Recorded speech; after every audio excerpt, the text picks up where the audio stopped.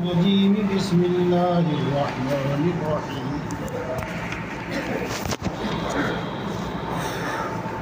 वला तन्किहू मा नकह आबाउकुम मिनन निसाइ इल्ला मा क़द सलफ इन्नहू कान फाहिशा व मक़ता व साअ सबीला हुर्रिमत अलैकुम उम्महातुकुम व बनातुकुम व अख़वातुकुम व अम्मातुकुम व ख़ालातुकुम व बनातुल अख़ी व बनातुल उख़्ति व उम्महातुकुम अल्लाती अर्ज़अनकुम व अख़वातुकुम मिनर रज़ाअति व उम्महातुन निसाइकुम व रबाइबुकुम अल्लाती फ़ी हुजूरिकुम मिन निसाइकुम अल्लाती दखलतुम बिहिन्न फ़इन लम तकूनू दखलतुम बिहिन्न फ़ला जुनाह अलैकुम व हलाइलु अबनाइकुम अल्लज़ीन मिन अस्लाबिकुम व अन तजमऊ बैनल उख़्तैनि इल्ला मा क़द सलफ़ इन्नल्लाह कान गफ़ूरर रहीमा। सदक़ल्लाहुल अज़ीम।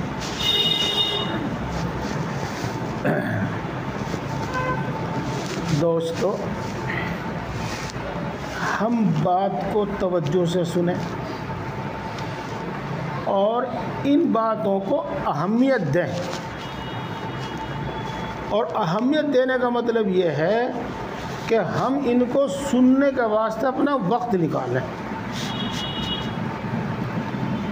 अपने अमल से ये जाहिर ना करें कि हमें कोई ज़रूरत नहीं, हमें तो सब पता, तो कुछ पता नहीं।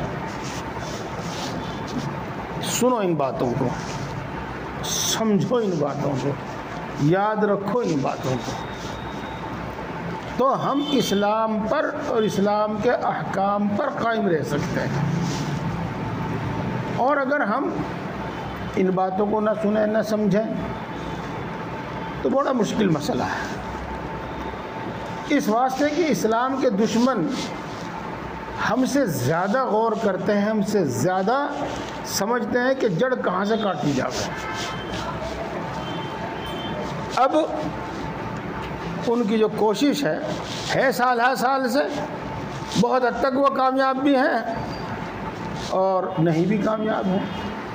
उनकी कोशिश ये है कि उम्मत को उलमा से बदज़न कर दो। जब वो उम्मत उलमा से बदज़न हो जाएगी तो फिर उलमा की कोई बात नहीं सुनेगी वो, और जब बात नहीं सुनेगी तो दीन से, इल्म दीन से महरूम हो जाएगी। और अगर वो ख़ुद कुरान को समझने का दावा करेंगे, ख़ुद कुरान हदीस को समझने का दावा करेंगे, तो उलमा के बग़ैर, उस्ताद के बग़ैर हर आदमी अलग अलग समझेगा। चाहे सही हो या गलत हो तो बात अलग है। तो ऐसा इंतशार पैदा होगा कि उसके छोड़ने और फेंकने के सिवा और कोई हल नहीं होगा। इसी तरीके से दोस्तों, मेरा एक जुमला है, कुछ लोग तो उसका मतलब गलत ले जाते हैं, लेकिन माशाअल्लाह आप चूँकि मेरी बात बहुत दिनों से सुन रहे हैं, आप मेरी बात का मतलब सही समझेंगे। फ़ज़ाइल इसलिए है ताकि मसाइल पर अमल कर लें। फ़ज़ाइल इसलिए नहीं है कि मसाइल को बिल्कुल छोड़ दें। फ़ज़ाइल में क्या है? फ़ज़ाइल में ये है कि अल्लाह का ये हुक्म मानो ये मिलेगा, अल्लाह का ये हुक्म मानो ये मिलेगा। अगर अल्लाह का ये हुक्म तोड़ोगे तो ये सज़ा मिलेगी, अल्लाह का ये हुक्म तोड़ोगे तो ये सज़ा मिलेगी। हाँ, चलिए अब बात शुरू करते हैं। अहमियत से सुनिए, तवज्जो से सुनिए, समझिए, और जब आपकी समझ में ना आवे कोई बात तो मजलिस के बाद, दुआ के बाद आप पूछिए। खैर, और निकाह मत करो तुम उनसे, और निकाह मत करो तुम उन औरतों से जिन औरतों से तुम्हारे बाप दादा ने निकाह किया है।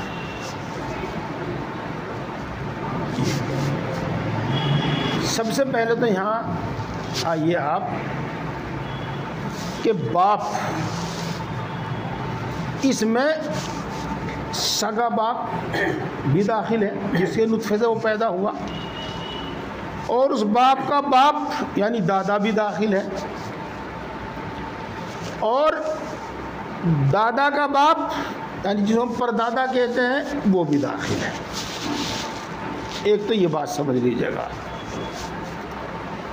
तो ये आयत शरीफ बतलाती है कि इंसान ना तो अपनी माँ से निकाह कर सकता, वो तो अब बात आगे भी आ रही है,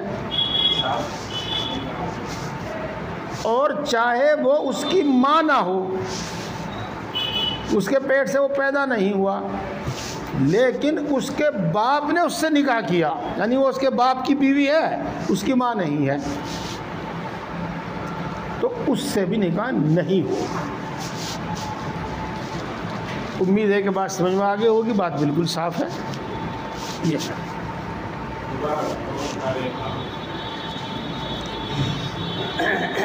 जिससे तुम्हारे बाप ने निकाह किया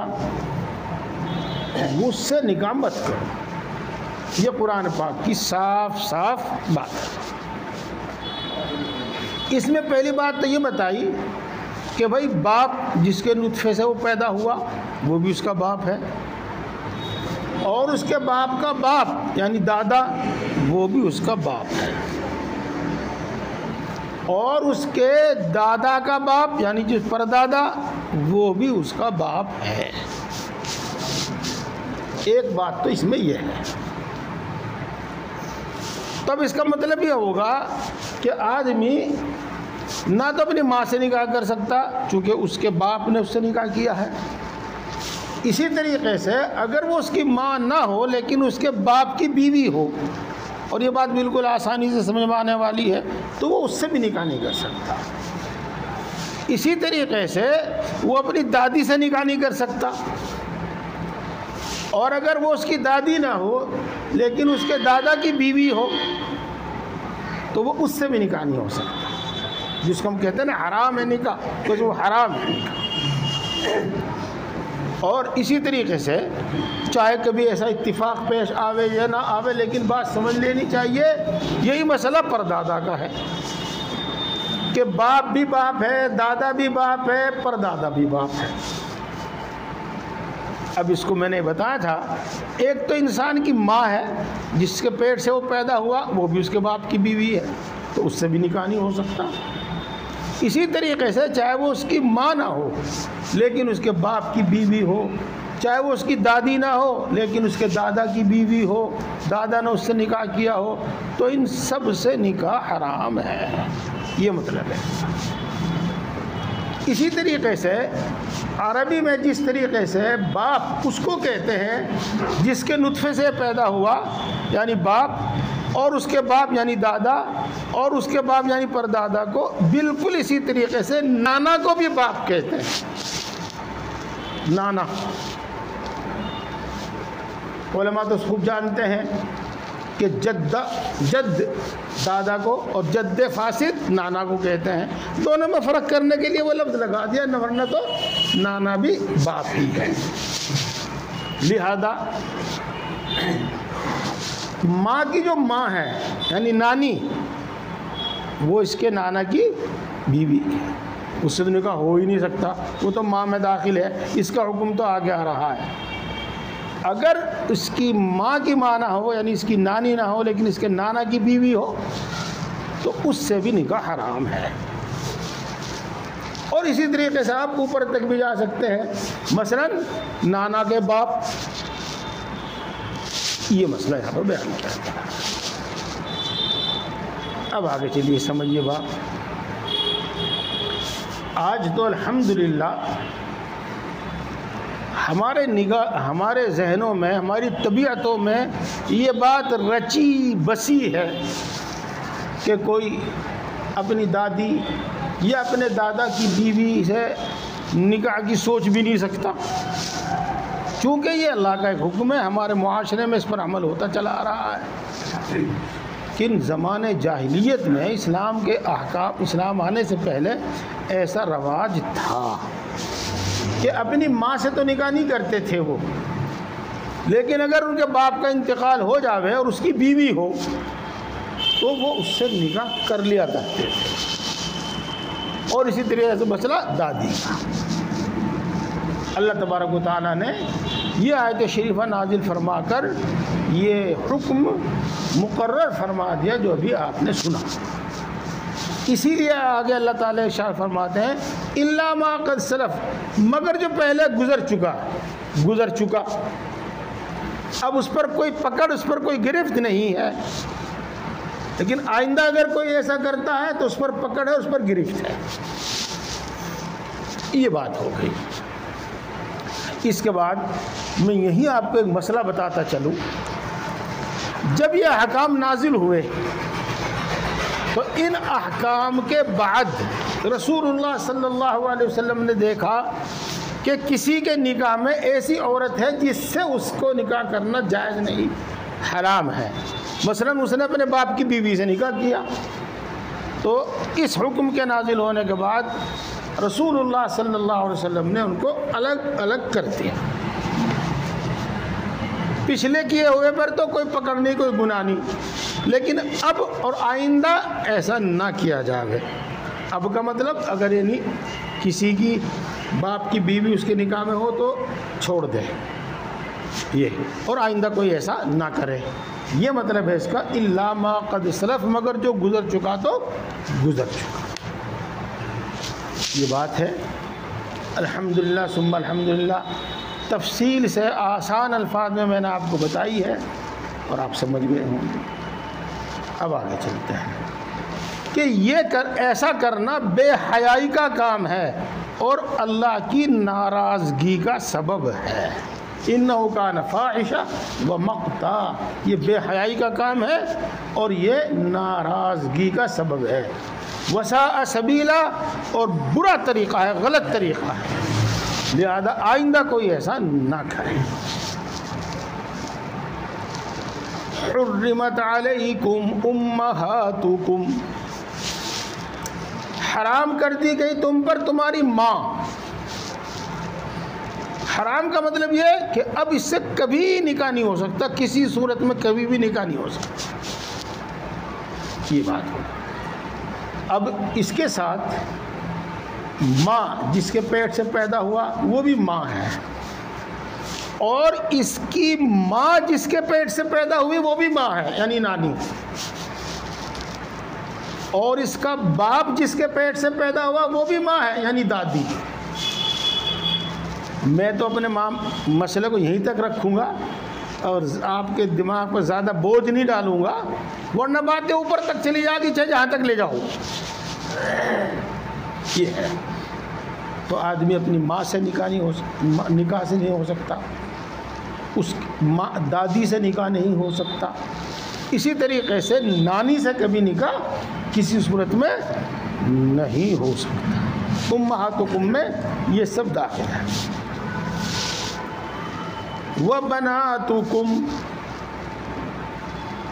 और हराम कर दी गई तुम पर तुम्हारी बेटियां। ये बात बिल्कुल साफ है। आदमी अपनी बेटी से निकाह नहीं कर सकता, वो उसके वास्ते हराम है हमेशा के लिए। एक लफ्ज़ सुनते हैं बार बार, महरम महरम, तो जिससे कभी निकाह ना हो सके वो महरम है, और जिससे कभी किसी भी सूरत में निकाह हो सकता है वो ना महरम है, गैर महरम है। ये आगे आएगा, इसका फ़र्क बताएंगे आप लोग। यहाँ भी आप वही तफसील समझिए जो आपने मतलब माँ में समझी। क्या मतलब? आदमी की बेटी तो बेटी है ही, उसके बेटे की बेटी भी यानी पोती भी उसकी बेटी है। और मान लो उसके पोते के लड़के की पड़पोते की लड़की भी इसकी बेटी है। नीचे तक कहीं तक चले जाओ वो सब बेटी ही में दाखिल होगा। इसी तरीके से इसकी बेटी तो बेटी है ही, इसकी बेटी की बेटी जिसको हम नवासी कहते हैं, नवासी, वो भी इसकी बेटी है। और आगे तक भी जा सकते हैं, उस नवासी की बेटी भी बेटी है। तो ये जो है फुरू कहते हैं, उलमा ने तो इनके लिए छोटे छोटे अल्फाज तय कर रखे, बस वो बोल दिया जाता है, सब कुछ समझ में आ जाता है, लेकिन उससे आपकी समझ में नहीं आवेगा, इसलिए मैं खोल के बता रहा हूँ। ये सब बेटी हराम है, ये महरम है, कभी किसी सूरत में इनसे निकाह नहीं हो सकता। व अख़वातुकुम हुर्रिमत अलैकुम अख़वातुकुम, हराम कर दी गई तुम पर तुम्हारी बहनें। यहाँ पर बहन शरीयत में, शरीयत के कानून में सिर्फ उसको कहेंगे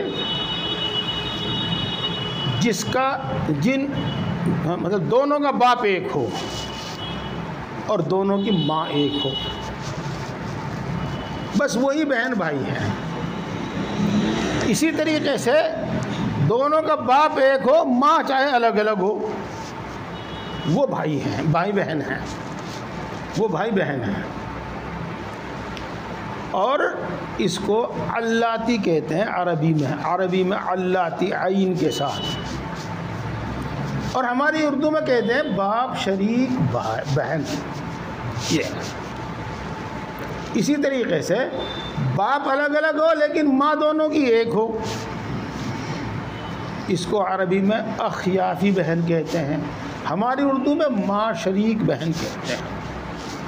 बस ये 3 बहनें हैं, इसके अलावा बहन नहीं है। इसके अलावा बहन नहीं है, ये मैंने क्यों कहा? वो उर्फ और रवाज के एतबार से चाहे बहन कही जावे, लेकिन कानून में वो बहन नहीं है। मिसाल के तौर पर चचा की लड़की, वो उर्फ में बहन होती है लेकिन कानून में बहन नहीं है वो। इसी तरीके से मामू की बेटी, तो वो कानून में बहन नहीं है, उर्फ में चाहे हम उसको बहन कहें। इसी तरीके से खाला की बेटी, तो वो कानून में बहन नहीं है, उर्फ में चाहे उसको बहन कह दिया जावे। फूफी की बेटी, तो वो बहन नहीं है कानून में, चाहे उर्फ में उसको बहन कह दिया जावे। लिहाजा जो 3 बहनें आपको बताई उनको कहते हैं हकीकी बहन, ऐनी बहन अरबी में, या बाप शरीक बहन या माँ शरीक बहन। इन 3 बहनें से निकाह हराम है। और उर्फ में जिसको बहन कहते हैं चचाजाद, खालाजाद, फूफीजाद, मामूजाद, ये बहन कानून में बहन नहीं है। मेरे दोस्तों, अगर हम उर्फ का एतबार करेंगे तो निकाह करना मुश्किल हो जाएगा। उर्फ में तो आप किसी को भी कहते हैं, ए अब्बा ज़रा सा पानी दे दिए मुझे, ए बहन ज़रा मुझे खाना खिला दिए, तो मुंह से बहन कहने से वो बहन नहीं हो गई।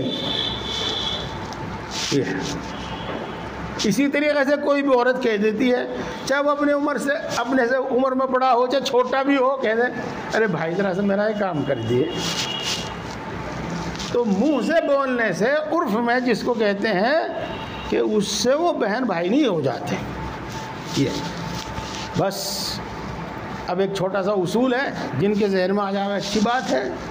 नुत्फ़ा एक हो, यानी बाप भी एक माँ भी एक, या नुत्फ़ा हो पेट एक ना हो, पेट एक हो नुत्फ़ा एक ना हो, तो बस ये तो बहन है। जहाँ पेट भी अलग और नुत्फ़ा भी अलग, वो बहन भाई नहीं है। उम्मीद है कि बात खूब समझ में आ गई होगी। हमारा कानून तो ये है, और दूसरों की मर्जी है, चाहे वो सारी दुनिया को बहन बना ले, चाहे सारे गांव की लड़कियों को बहन बना ले, पूरी बिरादरी की लड़कियों को बहन बना ले, वो उनकी मर्जी है। लिहाजा वो लोग अपने उसूल के एतबार से, अपनी आस्था अकीदे के एतबार से हम पर एक बेहुदा इल्ज़ाम लगाते हैं, अरे मुसलमान अपनी बहनों से निकाह कर लें। लिहाजा आप कभी मत सोचिएगा कि उनकी ये बात सही है। दुनिया के किसी खित्ते में, दुनिया के किसी इलाके में, किसी मज़हब में, किसी मसलक में, कहीं भी कोई मुसलमान अपनी बहन से निकाह नहीं कर सकता। इसलिए के बाद तो कुरान पाक में बिल्कुल साफ साफ मना कर दी गई। वअम्मातुकुम, और हराम कर दी गई तुम पर तुम्हारी फूफियाँ। फूफी किसे कहते हैं हम, आप जानते हैं, बाप की बहन को फूफी कहते हैं। तो यहाँ पर भी वही उसूल याद रखिएगा जो अभी आपको बताया। एक तो बाप की सगी बहन, जिसको हम कहते हैं सगी बहन, हकीकी बहन, यानी दोनों का बाप, दोनों की माँ एक है, वो भी फूफी है, बाप की बहन है। और जिनका बाप अलग अलग है, माँ एक है, वो भी बहन है, वो भी फूफी है। और माँ अलग अलग है, बाप एक है, वो भी बहन है। बस ये बहन है, आगे बहन नहीं है, आगे फूफी नहीं है। ये है मसला। बात समझ में आ गई होगी। अब इसी तरीके से एक मिसाल समझ लीजिएगा आप, एक मिसाल समझ लीजिएगा। अगरचे वो बात हम पर ज़रा सी भारी सी दिखाई देगी, लेकिन होगी। चचा की, हमारे में बाप की चचा की लड़की, उसको भी हम फूफी कहते हैं, उसको भी हम फूफी कहते हैं, लेकिन वो हमारे लिए हराम नहीं है। जब एक बात कहता हूँ, हमारे बाप से उसका निकाह हो सकता है तो हमसे भी हो सकता है। ये वखालातुकुम, और हराम कर दी गई तुम पर तुम्हारी खालाएं। खाला, माँ की बहन को खाला कहते हैं, वो हमेशा के वास्ते हराम है। उसको महरम कहते हैं, हमेशा के वास्ते हराम है। बस यहाँ पर भी वही उसूल बाकी रहेगा जो आपको शुरू में बता दिया गया। उसको हम आसान लफ्ज़ों में कहेंगे, माँ बाप दोनों एक, हकीकी बहन भाई, वो माँ की हकीकी बहन, और माँ की बाप शरीक बहन, और माँ की माँ शरीक बहन, बस ये खाला है। और माँ की चचा की चचाजाद बहन, माँ की फूफीजाद बहन, माँ की खालाजाद बहन, वो बहन नहीं है, वो खाला नहीं होंगी, वो खाला नहीं होंगी। खाला बस वही होंगी जो भी बताया। वह बनातुल अखी, और हराम कर दी गई तुम पर तुम्हारे भाई की बेटी, उसको हम कहते हैं भतीजी। भतीजी, तो भतीजी भी हराम है, उससे कभी निकाह नहीं हो सकता। यहाँ पर यह भी बात याद रखिएगा कि ये उसूल और नीचे तक जाएगा। मिसाल के तौर पर भतीजी की लड़की, आप चाहे उसको उर्फ में पोती कह लें, वो भी नीचे तक ये उसूल जाएगा, तो ये भी हराम है।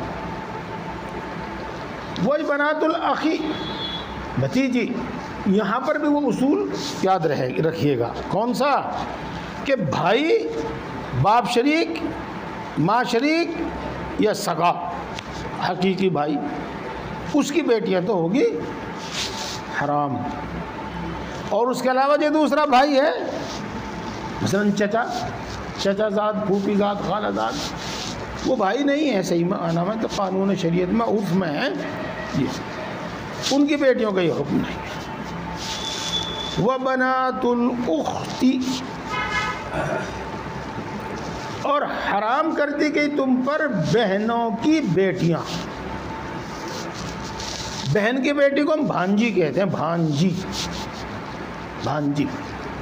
लिहाजा मामू का भांजी से कभी किसी सूरत में निकाह नहीं हो सकता, वो उसके वास्ते महरम है। यहाँ पर भी बहन से मुराद चचा ताया फूफी खाला की बहन मुराद नहीं है, बल्कि बहन से मुराद वही 3 किस्म की बहनें जो आपने अभी सुनी। सगी बहन कह लीजिएगा, माँ शरीक, बाप शरीक, बस वही। यहाँ तक बात हो रही। ये नसब के एतबार से हराम है, नसब के एतबार से। अब आगे चलते हैं। व उम्महातुकुम अल्लाती अरज़अनकुम, और हराम कर दी गई तुम पर तुम्हारी वो माँ जिसने तुमको दूध पिलाया है। ये देखो, अरबी में उसको रिज़ाई माँ कहते हैं, रिज़ाई माँ। हमारी उर्दू में शायद ये हिंदी विंदी का लफ्ज़ है, कहाँ का लफ्ज़ है, अन्ना भी कहते हैं, अन्ना, अन्ना यानी वो औरत जिसका उसने दूध पिया है, रिज़ाई माँ। जैसा कि आप सबको मालूम है, हज़रत हलीमा रज़ी अल्लाह ताला अन्हा, जिनका दूध पिया रसूलुल्लाह सल्लल्लाहु अलैहि वसल्लम, तो वो उनकी रिज़ाई माँ है, रिज़ाई माँ। इसी तरीके से समझ लीजिएगा, अगर दुनिया की कोई भी औरत, गैर मुस्लिम तो हराम है ही, दुनिया की कोई भी मुसलमान औरत किसी भी बच्चे को दूध पिला दे तो वो उसकी रिज़ाई माँ हो गई। जिस तरीके से सगी माँ से निकाह हराम है, ऐसे ही रिज़ाई माँ जिस औरत ने दूध पिलाया उससे भी निकाह हराम है। यहाँ तक भी बात साफ आ गई और बाकी बात आगे आ रही है। अलबत्ता यहाँ एक उसूल याद रखिएगा, और मैं थोड़ा सा लंबा करके बताऊंगा, उसमें सारी बात आवेंगी। बच्चे को ज़्यादा से ज़्यादा 2 साल तक दूध पिलाया जा सकता है, और 2 साल से ज़्यादा दूध पिलाना जायज़ नहीं है। यूँ तो चाहे 6 महीने में दूध छुड़ा दो, चाहे साल में, 1.5 साल में, लेकिन 2 साल से ऊपर, 2 साल से ज़्यादा दूध पिलाना जायज़ नहीं है। एक मसला तो आपने समझा। अब अगला मसला समझो। अगर बच्चा 2 साल की उम्र तक किसी औरत का दूध पीवेगा तो वो उसकी रिज़ाई माँ होगी, और अगर 2 साल की उम्र से ज़्यादा में दूध पीवे वो, ये तो यहाँ एक बात बता दूँ, और मैं पहले ही बताया था, इमाम आज़म अबू हनीफा अलैहिर्रहमा, बड़े इमाम साहब तो यूँ फरमाते हैं कि एहतियात इसमें है कि कुरान पाक की आयत से कुछ ऐसा इशारा मिलता है कि 2.5 साल की उम्र तक भी अगर दूध पिला दे तो भी वो उसकी माँ हो जाएगी। ये तो एहतियात तो इसमें है कि 2.5 साल की उम्र तक अगर किसी औरत ने किसी बच्चे को दूध पिला दिया तो वो उसकी रिज़ाई माँ हो गई। एहतियात तो इसमें है। और वैसे पक्का कानून ये है, जिस पर कहते हैं फतवा इस पर है कि 2 साल के अंदर अंदर अगर दूध पिलावे तो उसकी माँ है, और 2 साल से ज़्यादा की उम्र में पिलावे तो उसकी माँ नहीं है। ये बात हो गई यार। अब यहाँ एक दूसरा मसला समझिएगा, वो भी समझने की बात है। चाहे वो उस बच्चे को 1 महीना, 2 महीना, 4 महीना, मसलन पूरे 2 साल दूध पिलावे, चाहे वो उस बच्चे को 1 घूंट दूध पिला दे तो भी माँ बन जाएगी। मिसाल के तौर पर किसी औरत ने देखा, चलो खाला ही लगा लो, खाला ही लगा लो, चलो यहाँ नहीं मिसाल देता, खाला की मिसाल यहाँ नहीं देता, आगे दूंगा। कोई भी किसी औरत ने देखा कि बच्चा भूख से बिलबिला रहा है, तड़प रहा है, उसके छातियों में दूध था, उसने उसको अपनी छातियों से दूध लगाया, जो कुछ घूंट, 2 घूंट, 4 घूंट उसके पेट में उस वक्त पीने का था, जो पिस्तान में था वो उसने पी लिया, बाकी फिर नहीं पिलाया। तो ये भी इसकी माँ हो गई, दूध शरीक माँ हो गई, रिज़ाई माँ हो गई। अब इससे निकाह नहीं होगा। ये बात यहाँ थोड़े से मसले और हैं जिसकी ज़रूरत पेश आती है। मैं फिर अर्ज़ करूँ कि आप सुन लीजिए, याद न रहे तो कोई दिक्कत वाली बात नहीं है, लेकिन एक मरतबा आपके दिमाग में जो होकर निकलेंगे वो, तो इससे भी बड़ा फ़ायदा होगा। जब आपको ज़रूरत पड़ेगी इस मसले की और मुफ्ती साहब से आप पूछेंगे तो मुफ्ती साहब जो समझाएंगे वो फ़ौरन समझ में आएगा आपके। पहले से बात दिमाग में है, चाहे आपको पता है कि है नहीं है, लेकिन है। फिर जिस दिन आपको उसकी ज़रूरत पड़ेगी ना, वो आसानी से समझ में आ जाएगी। ये क्या पेट में जाने के रास्ते तो बहुत हैं, नीचे के रास्ते से भी दूध चढ़ाया जा सकता है, लेकिन अगर नाक के ज़रिए और मुंह के ज़रिए दूध पिलाया जाएगा तो वो उसकी माँ बनेगी। और अगर नाक और मुंह के अलावा किसी और रास्ते से पेट में दूध पहुंचाया जावे तो माँ नहीं बनेगी। एक बात। दूसरी बात, मिसाल के तौर पर मुमकिन है ऐसा, औरत का दूध बकरी के दूध में मिला दिया, ये अब वो दूध पिलाया बच्चे को, तो उसकी माँ बनेगी कि नहीं बनेगी? वो दूध तब भी गया उसके पेट में, घूंट 2 घूंट 4 घूंट जो भी गया। हाँ, तो देखो, अगर बकरी का दूध ज़्यादा हो, गालिब हो, और उस औरत का दूध कम हो, तो वो उसकी माँ नहीं बनेगी। उसका हुक्म बकरी के दूध का हुक्म है, औरत के दूध का हुक्म नहीं है। और अगर औरत का दूध ज़्यादा हो और बकरी का दूध कम हो, तो फिर और उसका हुक्म औरत के दूध का हुक्म है। अगर वो गिलास में, कटोरे से, कैसे भी पिला दिया तो भी वो उसकी माँ हो जाएगी। ये भी बात समझ में आ गई खूब, और जितनी ज़रूरत की थी इतनी बात मैंने आपको समझा दी। अब 2 बात बताता हूँ। मशहूर है, अब तो अल्हम्दुलिल्लाह ऐसी हालत नहीं रही कि मियाँ बीवी एक दूसरे का झूठा कुछ भी खा सकते हैं लेकिन दूध नहीं पी सकते। अगर एक दूसरे का झूठा दूध पी लिया तो बहन भाई हो जाएंगे। ये तो ऐसा नहीं है। किसी जानवर का दूध दोनों पी ले तो इससे बहन भाई नहीं होते। लिहाजा जैसे पानी और दूसरी चीज़ एक दूसरे की झूठी खा सकते हैं, ऐसे ही दूध भी मियाँ बीवी एक प्याले में आधा शोहर पी ले और आधा फिर बचा हुआ बीवी पी ले, तो ये जायज़ है, इससे कुछ नहीं होता। जी हाँ, एक मज़ेदार है, चीज़ें पाक है, आप भी करना कभी कभी ऐसा। हाँ, रसूलुल्लाह सल्लल्लाहु अलैहि वसल्लम के पास दूध आया कहीं से, और ऐसा होता रहता था। तो प्याले में दूध होता तो आप पहले वो प्याला हज़रत आयशा को देते, ले पहले तू पी। हैं?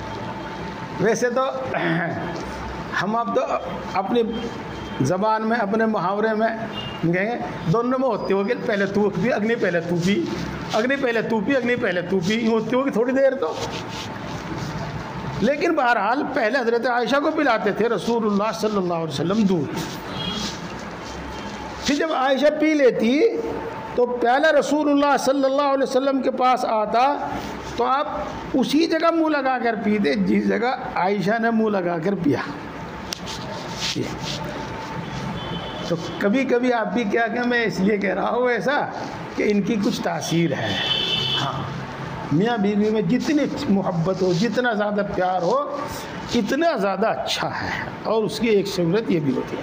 बहरहाल इस किस्से से भी और वैसे भी मैंने आपको बताया कि किसी जानवर का, ऊँट का, ऊँटनी का, बकरी का, भैंस का, इसका दूध पीने से बहन भाई नहीं होते। इसी तरीके से एक मसला सुन चुके हैं आप कि 2.5 साल की उम्र से पहले, 2.5 साल की उम्र के बाद अगर कोई औरत किसी बच्चे को दूध पिला भी दे तो उससे वो उसका रिज़ाई बेटा नहीं होगा, वो रिज़ाई माँ नहीं होगी। हाँ, एक मसला कह दूँ थोड़ा सा चुप, थोड़ी हल्की सी आवाज़ में। हाँ, अगर शोहर बीवी का पिस्तान चूसे और दूध निकल आवे, मुंह में आ जावे, और मान लो वो निकल भी ले, चाहे वो एक घूंट हो पूरा, तो पीना तो जायज़ नहीं है। ये तो मैं बताऊँ आपको, पीना तो जायज़ नहीं है, बल्कि अगर ऐसा हो तो उसे थूक देना चाहिए। लेकिन मान लो तो एक बार अगर वो पेट में चला भी गया तो इससे वो दोनों माँ बेटा नहीं बनेंगे, इसलिए कि वो तो सिर्फ 2.5 साल बल्कि 2 साल के अंदर अंदर की बात है। ये तो मसले हो गए। आगे बात आवेगी, यहाँ एक छोटा सा मसला है तो छोटा सा नहीं बल्कि बहुत बड़ा मसला है। मिसाल के तौर पर आपने किसी को निकाह का पैगाम दिया, फलां औरत से निकाह का पैगाम दिया। अब कोई एक मर्द या कोई एक औरत ये कहती है कि भाई तूने तो इसका दूध पिया, मुझे याद है अच्छी तरह, न उसे याद है, उस लड़के को याद है, न उस औरत को याद है, लेकिन वो कहती है कि तूने इसका दूध पिया, तेरी रिज़ाई माँ है। आगे मसला आ रहा है, तूने इसकी माँ का दूध पिया, ये तेरी रिज़ाई बहन है, तो तुम्हारा इनसे निकाह नहीं होने का। ये एक मर्द कहे, ये एक औरत भी कह दे, तो एहतियात इसमें है कि अब उससे निकाह ना करें। एहतियात इसमें है कि उससे निकाह ना करें। आपने किसी औरत से निकाह किया, अब कोई औरत या एक मर्द कहता है कि तूने तो इसका दूध पिया, या तुमने दोनों ने, इस लड़की ने भी और तुमने भी फलां औरत का दूध पिया, तो तुम तो रिज़ाई बहन भाई हो। ये तो निकाह होने के बाद अगर एक मर्द एक औरत कहती है तो निकाह नहीं टूटेगा और तोड़ना ज़रूरी नहीं है। अलबत्ता अगर 2 मर्द कह दें या 2 औरतें और एक मर्द कह दें तो फिर निकाह तोड़ना ज़रूरी है, फिर उसको बरकरार रखना जायज़ नहीं है। ये मसला अल्लाह तबारक व तआला हम सबको समझ और अमल की तौफीक अता फरमाए। इसके बाद मैं आपको एक बात बताता हूँ, अपनी तारीफ़ नहीं कर रहा हूँ, मैं आपको कुछ बताना चाहता हूँ। इन उलमाए किराम को आप हकीर न समझिए, इनको आप सलाहियत में, काबिलियत में, इल्म में कम ना समझिए, कम ना समझिए। हाँ, जब ये इस्लामी कानून को समझ सकते हैं, याद रख सकते हैं, उस पर फैसला दे सकते हैं, तो क्या इनको इतनी अकल नहीं कि ये मुल्की कानून को समझ लें? क्यों नहीं समझ सकते मुल्की कानून को? ये मुल्क के कानून को भी समझ सकते हैं, ये वकील भी हो सकते हैं और ये जज भी हो सकते हैं। जब ये फतवा देते हैं, फतवा जज भी तो बैठ के यही कहता है कि कानून के ख़िलाफ़ है, कानून के मुवाफ़िक़ है। मुफ्ती साहब भी यही कहते हैं कि शरीयत के कानून के मुताबिक है, शरीयत के कानून के ख़िलाफ़ है, ये तो कहते हैं। तो वो शरीयत के कानून को जो बहुत मुश्किल भी हैं समझते हैं, याद रखते हैं, उसके मुताबिक फ़ैसला देते हैं, तो मुल्क के कानून को भी समझ सकते हैं। तो ना तो आप इनको कम अकल समझें, ना कम इल्म समझें, बल्कि तजर्बे की बात है कि आलिम के अंदर जितनी सलाहियत होती है वो दूसरे के अंदर नहीं होती बात को समझने की सलाहियत। बस इतनी बात है। क्या कहा रहे हो? घर की मुर्गी दाल बराबर। हाँ, क्योंकि फ्री में मिले हैं ये फतवा, लेने जाओ, चाहे बेचारे को मुफ्ती साहब को उसमें 10 दिन लगे किताबों में ढूंढने में और लिखने में, लेकिन 1 पैसा नहीं लेने का वो। और आप वकील साहब के पास जावें तो किसी न किसी बहाने से 500, 700, 1000 रुपये तो दे के उठने पड़ेंगे। तो वकील साहब की कदर इसलिए है कि उसकी राय आपको 1000 रुपये से कम में नहीं मिलती। और मौलाना साहब की राय कदर आपको इसलिए नहीं है कि वो फ्री में मिलती है। तो देखो ये तो ना वाकिफ़ और जाहिल ना समझ लोगों की बात है। इन समझदार लोगों की बात ये नहीं। उनको तो मौलाना की ज़्यादा कदर होनी चाहिए, मुफ्ती साहब की ज़्यादा कदर होनी चाहिए, हाफिज़ के कारी की ज़्यादा कदर होनी चाहिए कि इतनी मेहनत भी करते हैं ये इसके वास्ते, और इसके बावजूद फ्री में ही पढ़ा मैं, नमाज भी फ्री में पढ़ा मैं, 5-7 हज़ार रुपये दे दिए तो क्या दे।